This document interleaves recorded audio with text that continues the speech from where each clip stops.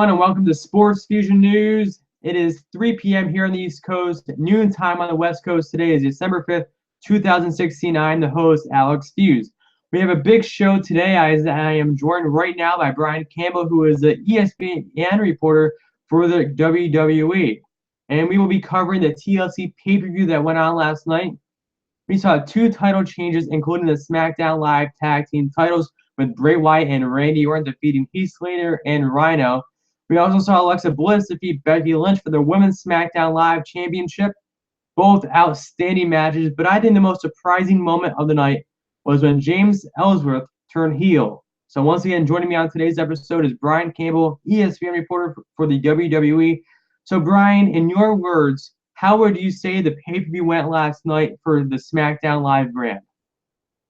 Alex, thanks for having me back on. I was very entertained by the product last night, and I think it's showing you that there was a lot of concern, right, when they kicked off this latest brand extension, that when you're doing brand exclusive pay-per-views and you're doubling up the amount each month, that the product would suffer because of that.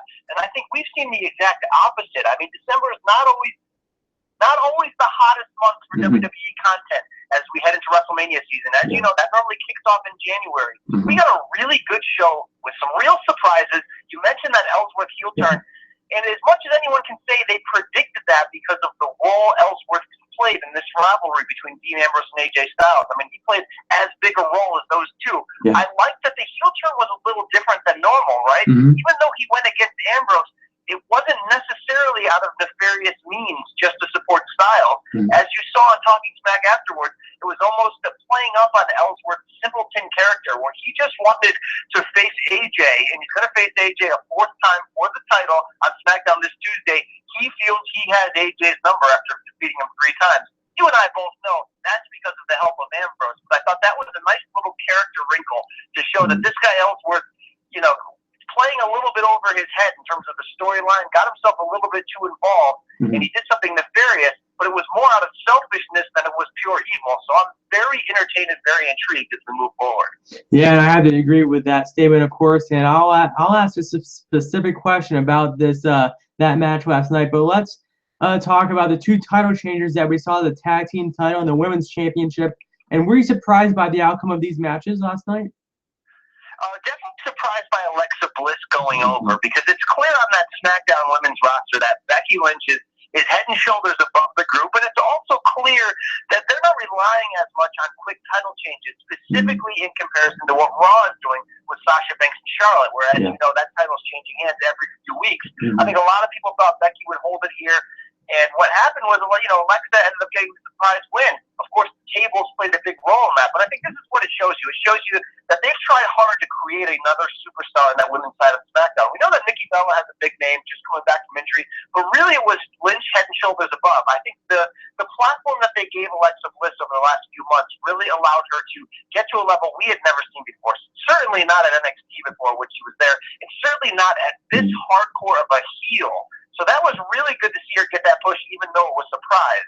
When you go to that tag team side, like you mentioned, very happy that the belt ended up in Bray Wyatt and Randy Orton's hands, because what we're looking at here is almost an all-star team, almost an equal mega power is how I compared them to on Twitter.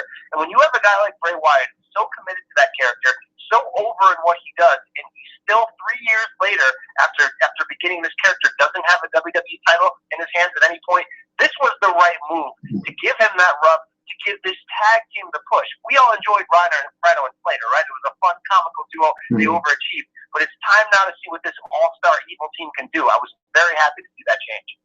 Yeah, and Brian, I want to ask you, let's go back to the women's division right now on the SmackDown brand. And Becky Lynch will get a rematch for the championship, but who do you think that #1 contender will be behind Becky Lynch? Well, it's going to be interesting because we know that Nikki Bella wrapped up her feud with Carmella, which really was hit or miss, if you ask me, along the way. And now they're teasing toward a feud with Natalya. And Natalya had really been on the outside, not doing much.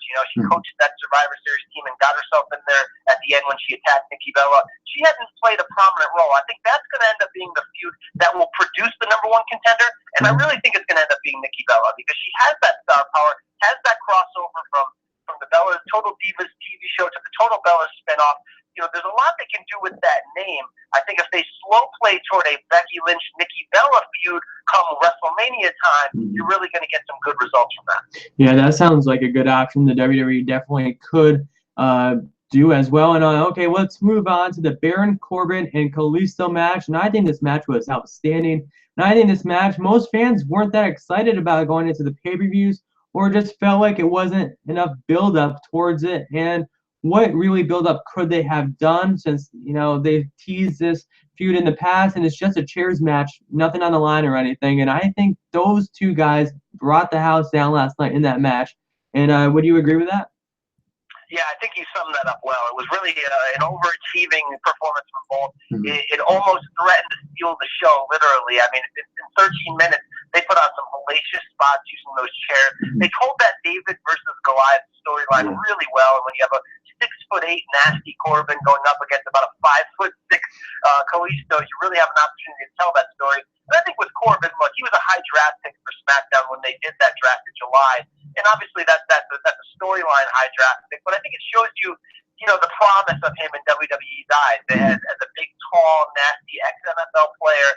And he really hasn't gotten over to a high degree to match that draft pick up to this point. I thought this was, arguably his best match on the main roster since the call-up. They used Kalisto in a great way to put over how nasty Corbin is.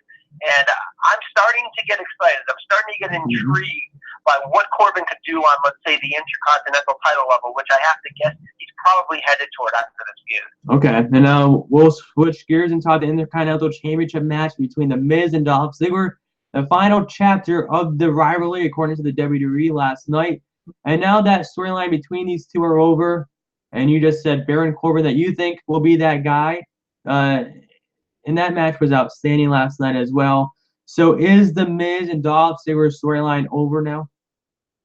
You hope so, and I don't say that out of not having enjoyed the run they've been on. It's just it's gone on a little bit too long. But like you mentioned, they really did put out a great performance in that ladder match. When you had to guess it was going to be hard to tell their story in any different way. For as physical as that match was, there was some real good storytelling there. Including the Miz knee injury. I mean, there was a lot of things going on. I like to see it come to an end. I really want to see the Miz get that second chance at a main event run. His character has always talked about that moment when he main evented WrestleMania, of course, in 2011, beating John Cena. We've talked a lot, and everyone's talked a lot about how much this has been a renaissance comeback here for Miz. Alex, I got to ask you straight up, do you think he's worthy, in your eyes, of getting a push on the main title level from what you've seen the last few weeks?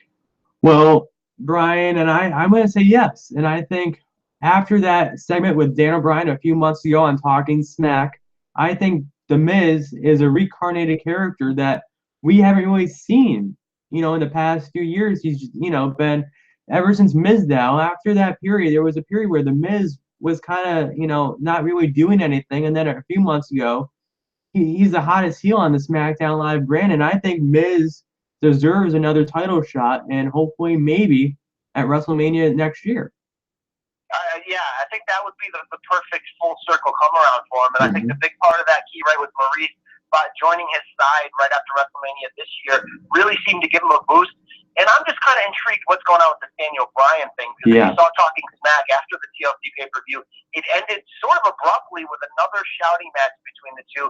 No one really has the inside track on whether this is real, on whether Daniel Bryan really has some kind of medical clearance that they haven't publicly announced yet. I know there's been teases of that on the rumor mill earlier this year. Bryan himself, when he was on SportsCenter, gave somewhat of a cryptic message to that. But this is heating up. I mean, this Miz versus Daniel Bryan is heating up, and it seems like there's too much smoke for there not to be fire. If that ends up being a WrestleMania match, a one-off for Daniel Bryan, how could you not see fans popping, going nuts, going crazy for that, as long as the health standards are up to, stuff to standards allow him to compete in a match like that. Yeah, and we are also seeing The Miz kind of steal Daniel Bryan's moves in the match as well.